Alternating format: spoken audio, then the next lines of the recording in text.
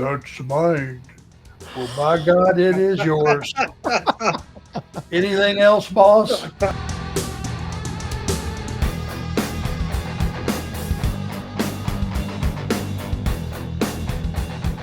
Let's keep going. Big Steve-O NBH. He says, when Arn returned to WCW in late 89, if Tully's deal would have worked out, do you think the Four Horsemen would have been as promising as they were? Do you think the Horsemen still would have had that fire? 100%. 100%. And the thing was, we still had our health. We were still relatively young in the business. And it was just there was a 14-month layoff there where we weren't Horsemen, but had we been able to put that thing right back together, I have no doubt we would have picked up right where we left off. Well, absolutely. The first night that we were wrestled with the WWF and somewhere in Indiana, and we Fort came Wayne. out, and a whole section had Four Horsemen signs, and they had the security guys up there pulling the Four Horsemen signs down.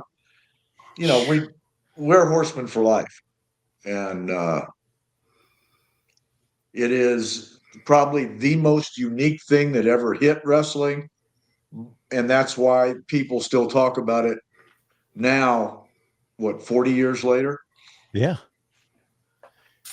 It's so true. I'm sitting over here. I started looking in the general chat, and I love to see everybody just going back and forth and talking about the good old days of wrestling. I just want to thank everybody, by the way, for being here. If we get to your question or not, so many Arn of your Arn Show fans are here with us tonight. CG and Eddie and Andrew and Darren and so many. So keep the questions coming.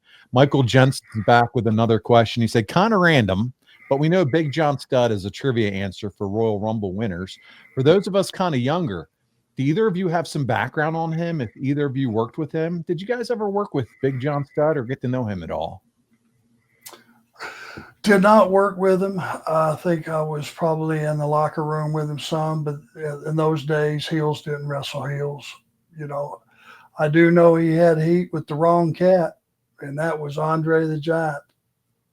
And they had a hell of an episode where, you know, and this is a behind the scenes thing that you learn later, but I guess the Giant had a quirk. He didn't want anybody stepping over the top rope. Yeah. That was for the Giant and the Giant only. And I guess he put the word out, and Big John Studd just disregarded it and stepped over the top rope, and the Giant beat the crap out of him. I guess it was after the finish, John rolled out of the ring, went in the locker room, picked up his bag, didn't bother to shower, didn't bother to say shit.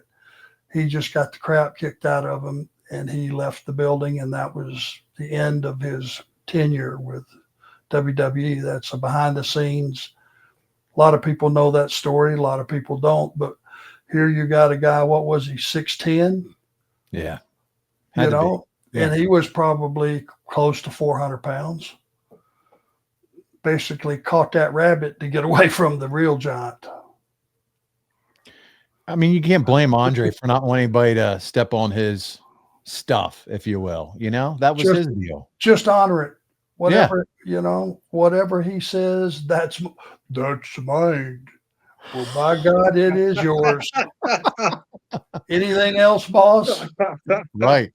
Tully, did you ever get to work with Studd or no Studd at all? Just in the dressing room. I never worked with him.